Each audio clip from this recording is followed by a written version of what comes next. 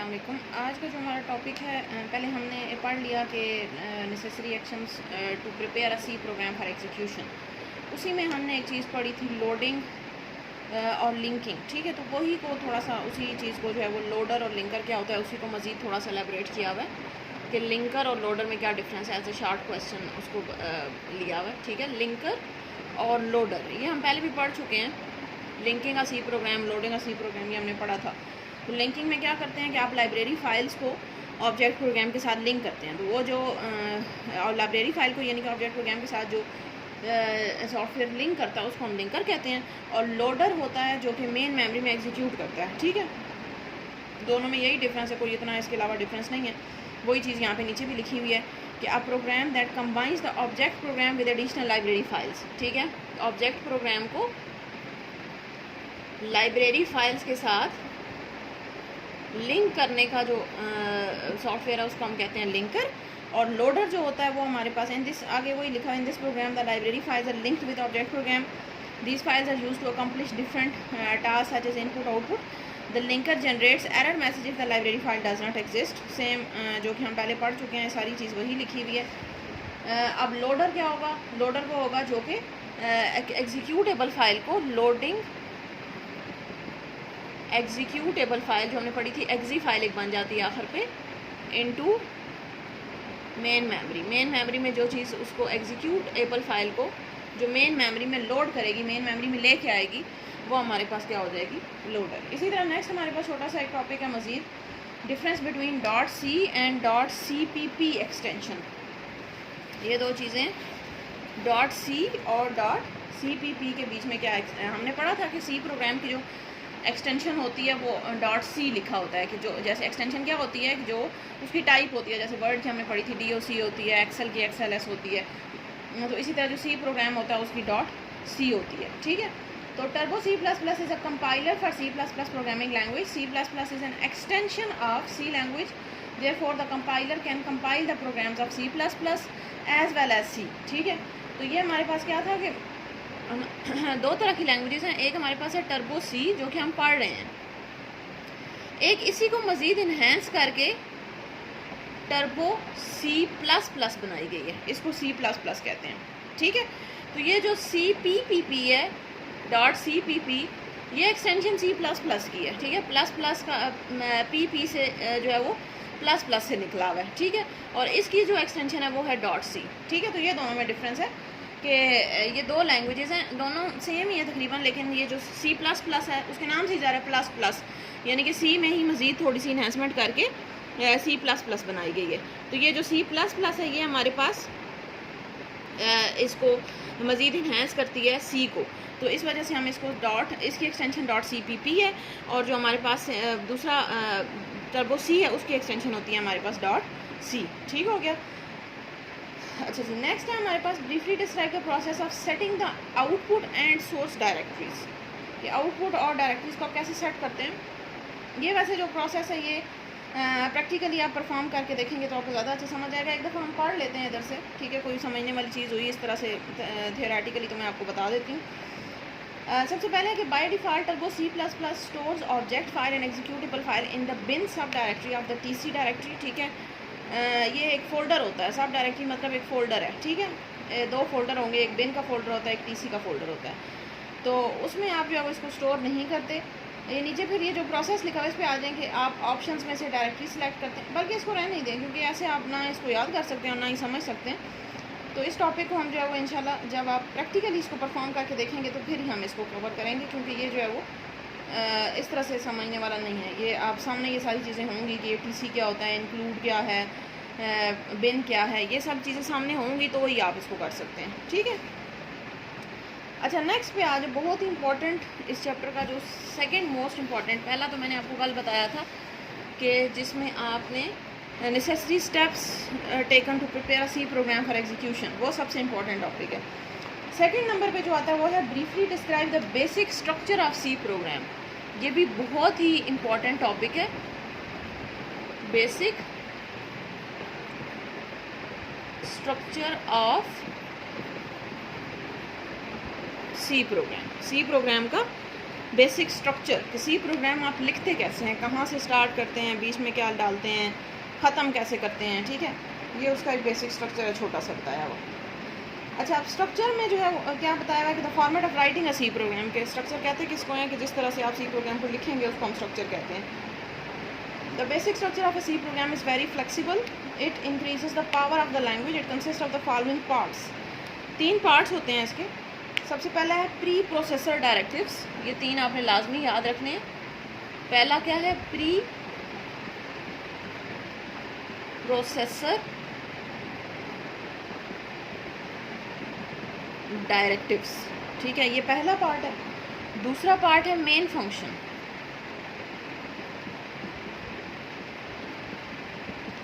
ठीक हो गया। And third one is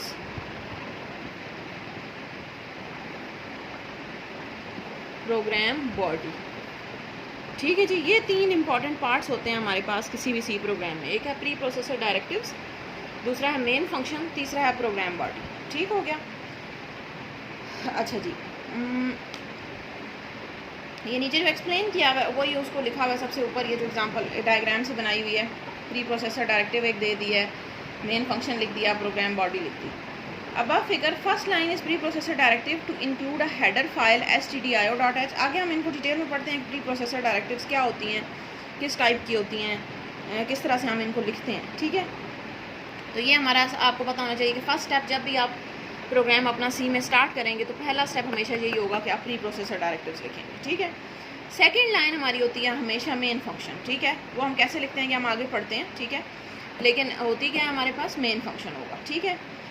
third हमारे पास है the statement of C program are written in curly brackets. ये बात भी याद रखनी है कि आपने मेन फंक्शन के बाद जो प्रोग्राम बॉडी होगी ये हमेशा किस में आती है, करली ब्रैकेट्स के अंदर। ये वाली जो करली ब्रैकेट्स होते हैं ना, यानी कि प्रोग्राम के अंदर जो भी चीज़ें आप लिखेंगे वो स्टार्ट आप करली ब्रैकेट स्टार्ट में भी लगाएंगे और एंड पे भी क्लोजिंग करली ब्रैकेट लगाएंगे, ठीक है। तो ये करली ब्रैकेट्स में लाजमी बात याद रखनी है। अच्छा, the curly bracket start is called opening and closing brackets, ठीक है। और braces are also known as delimiters, इनको डेलीमीटर्स भी कहते हैं। ये भी MCQs के लिहाज से इंपॉर्टेंट है कि ये जो ब्रेसेस होती हैं इनको हम क्या कहते हैं, डेलीमीटर्स, यानी कि इनके अंदर ही जो है वो आप अपना प्रोग्राम लिखेंगे, ठीक हो गया।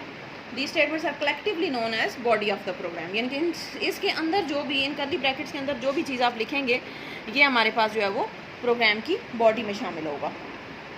और इसके अलावा फोर्थ चीज़ लिखी हुई है बहुत ही इंपॉर्टेंट कि every statement in C program is terminated with a semicolon. C program के अंदर आप जो भी चीज़ लिखेंगे, जो भी लाइन लिखेंगे, सेंटेंस लिखेंगे, जैसे इंग्लिश में हम कोई सेंटेंस लिखते हैं तो हम उसके एंड पे फुल स्टॉप लगाते हैं, ऐसा ही होता है ना। उसके आखिर में फुल स्टॉप लगाएंगे तो हमें पता चलेगा ये ख़त्म हो गई यहाँ पे ये लाइन।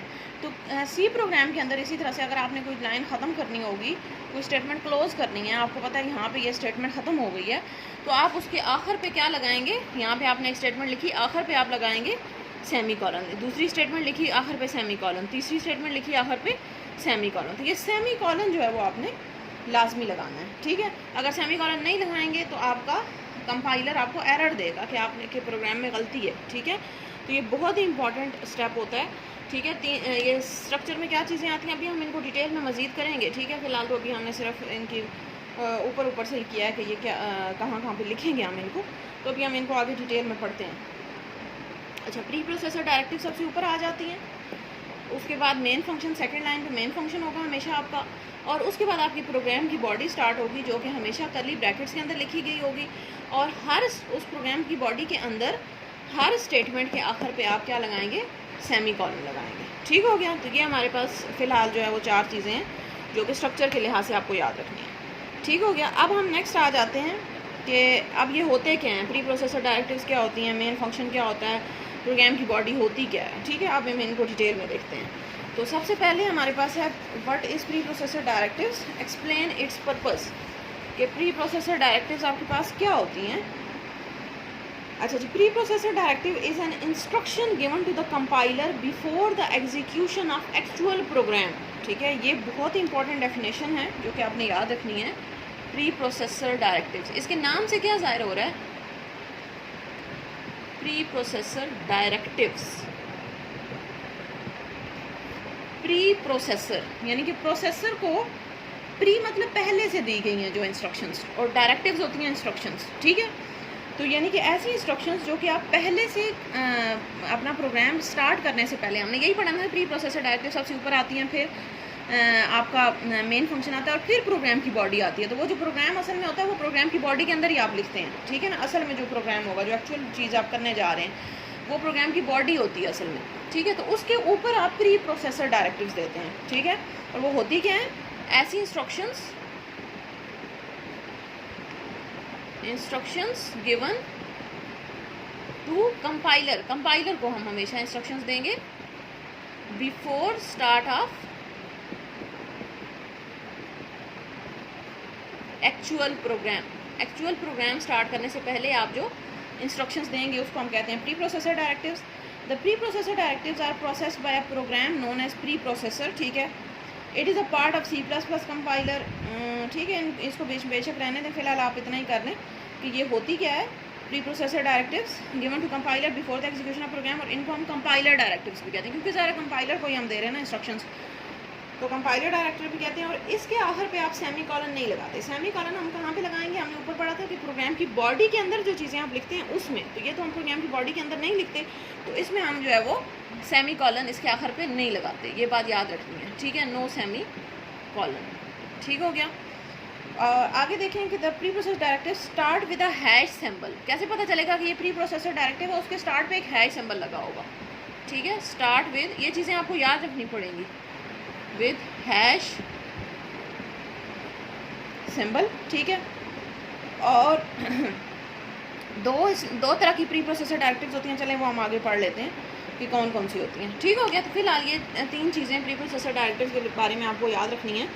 कौन कौन सी होंगी कि एक तो हमारे पास प्री प्रोसेसर डायरेक्टिव हमेशा before the start of actual program लिखते हैं आप, ठीक है। इसके आखिर पे सेमी कॉलन नहीं लगाते आप, क्योंकि ये प्रोग्राम की बॉडी का पार्ट नहीं है, ये प्रोग्राम के ऊपर आप लिख रहे हैं, प्रोग्राम के स्टार्ट होने से पहले लिख रहे हैं। और उसके बाद जो है वो इसमें आप हैश सिंबल से स्टार्ट करते हैं इसको हमेशा, ठीक हो गया। अब नेक्स्ट आ जाते हैं कि 2 तरह की होती हैं आपके पास प्री प्रोसेसर डायरेक्टिव्स। एक है हमारे पास इंक्लूड प्री प्रोसेसर डायरेक्टिव्स, ठीक है, और दूसरी होती है डिफाइन। 2 तरह की प्री प्रोसेसर डायरेक्टिव्स हैं, ठीक है। एक इंक्लूड है और दूसरी कौन सी है? डिफाइन। इंक्लूड कौन सी होती है? The include pre processor directive enable a program to access a library, यानी कि अगर आपने प्रोग्राम के अंदर, अभी हमने पीछे पढ़ा था ना कि लिंकिंग में क्या होता है कि आपका जो ऑब्जेक्ट फाइल होती है वो लाइब्रेरी फाइल्स के साथ इंक्लूड हो जाती है, लिंक हो जाती है। तो वो लिंक कैसे होगी, वो कौन करवाएगा? ये जो इंक्लूड है, ये प्री प्रोसेसर डायरेक्टिव जो इंक्लूड होता है वो लाइब्रेरी फाइल्स को आपके प्रोग्राम में इंक्लूड करने का क्या मतलब है? शामिल करवाना, ठीक है। तो हम आप क्या लिखेंगे? स्टार्ट करेंगे हमेशा हैश, आगे लिखेंगे इंक्लूड, और आगे आप जो है वो अपनी जो भी प्री प्रोसेसर डायरेक्टिव होगी वो लिखेंगे, ठीक है। तो ये किस लिए यूज़ होगी? To access a library file, access या इंक्लूड अ लाइब्रेरी फाइल, ठीक है। Each library contains different headers, ठीक है। तो अच्छा, अब इसको लिखने का तरीका क्या होता है? सबसे पहले आप हैश लिखेंगे, अभी हमने पीछे पढ़ा था कि प्री प्रोसेसर डायरेक्टिव हमेशा हैश से स्टार्ट होती हैं। आगे आप इंक्लूड का कीवर्ड लिखेंगे, ये कीवर्ड यानी कि ऐसी चीज़ जो कि आपने एज इट इज़ लिखनी है, इसको आप चेंज नहीं कर सकते, उसको हम कीवर्ड कहते हैं, ठीक है। यानी कि ये सी लैंग्वेज हमें बता दिया कि ये जो है वो इंक्लूड आप इसी तरह से लिखेंगे, तो आप इंक्लूड ही लिखेंगे, ठीक है। उसके बाद आप ये जो एंगल ब्रैकेट्स होती हैं ये लगाते हैं। एंगल ब्रैकेट्स का पता है ना सबको, ये वाली ये ब्रैकेट, ये इसको आप कहते हैं एंगल ब्रैकेट, और इसके अंदर आप लिखते हैं जो भी फाइल आपने डालनी है, ठीक है। तो हम जो है वो फाइल्स बेशुमार हैं, फाइल्स हैं, ठीक है, बेशुमार लाइब्रेरी फाइल्स होती हैं। हम जो है उसमें से सिर्फ 2-3 ही फाइल्स यूज़ करते हैं, ठीक है। तो उसमें से जो सबसे कॉमन जो कि हमने लाजमी यूज़ करनी है वो हमारे पास होगी, यानी कि हर प्रोग्राम जो भी आप आज के बाद से प्रोग्राम लिखेंगे, आप उसका स्टार्ट कहाँ से करेंगे? हैश इंक्लूड, आगे एंगल ब्रैकेट stdio.h, ये फाइल होगी जो कि हमेशा आपके प्रोग्राम में आएगी। stdio का मतलब होता है, std stands for standard IO input, and o जो है वो आउटपुट, ठीक है। तो इसका मतलब है स्टैंडर्ड इनपुट आउटपुट वाली जो फाइल है वो आपके प्रोग्राम में आ जाए, क्योंकि हर प्रोग्राम में आपने इनपुट आउटपुट तो लेनी ही होगी ना हर प्रोग्राम में, तो इस वजह से ये जो इनपुट आउटपुट वाली फ़ाइल है ये आपने लाजमी इंक्लूड करवानी होगी। डॉट एच का मतलब है हेड, यानी कि ये एक हेडर फाइल है, ठीक है। हेडर फाइल कौन सी होती है, जो कि यानी कि ये हमारे पास एक प्री प्रोसेसर डायरेक्टिव है, उसी को हेडर फाइल आप कहते हैं, ठीक है। आप देखिए इन्होंने जैसे एग्जांपल दी हुई आपकी बुक पे stdio.h और आगे एक और दी हुई है math.h, यानी कि अगर आपने मैथ का कोई फंक्शन लगाना है, आपने कोई सम का फंक्शन यूज़ करना है, कुछ भी मैथ से रिलेटेड काम करना है, तो आप कौन सी फाइल इंक्लूड करवाएंगे, math.h। ये आप डिपेंड करता है कि आप किस तरह का टास्क परफॉर्म करना चाह रहे हैं। जिस तरह का टास्क होगा उस तरह की हेडर फाइल आप इंक्लूड लाजमी करवाएंगे। अगर नहीं करवाएंगे फिर आपके प्रोग्राम में लिंकिंग नहीं होगी। लिंकिंग मतलब कि वो लाइब्रेरी फाइल के साथ जब तक आपने इंक्लूड नहीं करवाया तो लाइब्रेरी फाइल के साथ लिंक नहीं होगा। जब लिंक नहीं होगा तो ना लोडिंग होगी ना ही एग्जीक्यूशन होगी, यानी कि आपका प्रोग्राम जो है वो इनकम्प्लीट रहेगा, कंप्लीट नहीं होगा, रन नहीं होगा, ठीक है। एग्जीक्यूटेबल फाइल उसकी बनेगी नहीं, ठीक है। तो ये हमारे पास सबसे पहला स्टेप होता है। जब भी आपने प्रोग्राम स्टार्ट करना है तो आप अपने प्रोग्राम में एक हेडर फाइल इंक्लूड करवाते हैं। और वो किस तरह से करवाते हैं, उसका सिंटैक्स क्या होता है, हैश, आगे इंक्लूड का कीवर्ड जो कि आप एज इट इज़ इसी तरह से लिखेंगे हर जगह पे, आगे एंगल ब्रैकेट्स लगाएंगे और उसके अंदर जो भी फाइल आपने डालनी है वो लिखेंगे। अब आपने कौन कौन सी फाइल आपने पढ़ ली है, stdio.h होती है और दूसरी है हमारे पास math.h। stdio का मतलब है स्टैंडर्ड इनपुट आउटपुट, जो कि आपने हर प्रोग्राम में लाजमी करवानी है। और math.h जो है वो ज़रूरी नहीं है कि आप हर प्रोग्राम में करवाएं, वो जहाँ पे ज़रूरत होगी वहाँ पे आप करवाएंगे, ठीक है। अच्छा जी, दूसरी हमारे पास जो प्री प्रोसेसर डायरेक्टिव है वो है डिफाइन। ये जो इंक्लूड है ये हमेशा हर प्रोग्राम में आती है। डिफाइन ज़रूरी नहीं है कि हर प्रोग्राम में आए, वो कहाँ पे आएगी वो देख लेते हैं। Is use to define a constant, किस लिए यूज़ होती है, डिफाइन अ कांस्टेंट, कि अगर आपने कोई कांस्टेंट वैल्यू रखनी है ना अपने प्रोग्राम में, कि कांस्टेंट मतलब ऐसी चीज़ जो चेंज ना हो कभी भी, हमेशा वही रहेगी, तो उसके लिए आप डिफाइन डायरेक्टिव यूज़ करते हैं। वो कैसे करेंगे, ये भी हमारे पास हैश से स्टार्ट होती है, it is not terminated with semicolon, ये दोनों पे अप्लाई है। ये भी देखिए, अब इसके यहाँ पे सेमीकोलन नहीं लगाया हमने और स्टार्ट हैश से किया। इसी तरह ये वाली जो होगी ये भी हमारे पास स्टार्ट हैश से ही होगी और यहाँ पे क्या लिखा होगा, डिफाइन। अब जैसे वो हमारे पास इंक्लूड थी ना, तो वहाँ पे हमने इंक्लूड लिखा था, यहाँ पे हम क्या लिखेंगे, डिफाइन, ठीक हो गया। अब जैसे देखिए इन्होंने एग्जाम्पल एक दी हुई है, हैश डिफाइन लिखते कैसे, और आगे जो है वो जो भी आपने वैल्यू लिखनी है। अब जैसे फॉर एग्जांपल पाई की वैल्यू होती है जो कांस्टेंट होती है, जो कि हर जगह पे हमेशा आपके प्रोग्राम में सेम ही रहेगी। तो ऐसी चीज़ को डिफाइन करने के लिए हम ये डिफाइन प्री प्रोसेसर डायरेक्टिव, जैसे मैंने लिख दिया पाई, आगे उसकी वैल्यू लिख दी, ठीक है। इसी तरह आप कोई और वेरिएबल, कोई भी चीज़ आप लिखना चाहते हैं जिसकी वैल्यू आपने कांस्टेंट फिक्स कर दी है, तो आप जो है वो उसको यहाँ पे हैश डिफाइन, आगे उसका नाम लिखें और आगे उसकी वैल्यू लिखें। इस तरह से आप define pre processor directive use करते हैं, ठीक हो गया। तो ये हमारे पास दो तरह की जो है वो प्री प्रोसेसर डायरेक्टिव्स होती हैं, एक इंक्लूड है और दूसरी कौन सी है, डिफाइन। इंक्लूड में आप क्या करेंगे, जो कि हमेशा हर प्रोग्राम में यूज़ होती है, और इससे आप क्या करते हैं, अपनी लाइब्रेरी फाइल्स को प्रोग्राम में इंक्लूड करवाते हैं। और सबसे इंपॉर्टेंट लाइब्रेरी फाइल कौन सी हमने पढ़ी है, stdio.h। और दूसरा हमारे पास है डिफाइन प्री प्रोसेसर डायरेक्टिव, जो कि कांस्टेंट वैल्यूज़ को डिफाइन करने के लिए यूज़ होता है। और कौन सी किस तरह से हम इसको लिखते हैं, हैश डिफाइन, आगे जो कांस्टेंट वैल्यू का जो नाम होगा वो आप लिखेंगे और आगे उसकी वैल्यू लिख देंगे, ठीक है। तो ये हमारे पास इस तरह से कांस्टेंट वैल्यू आप डिफाइन करते हैं, ठीक हो गया। अच्छा जी, ये हमारे पास हो गई हैं आपकी प्री प्रोसेसर डायरेक्टिव्स, ठीक है। अब नेक्स्ट टॉपिक हम इंशाल्लाह कल के लेक्चर में कवर करेंगे। Thank you.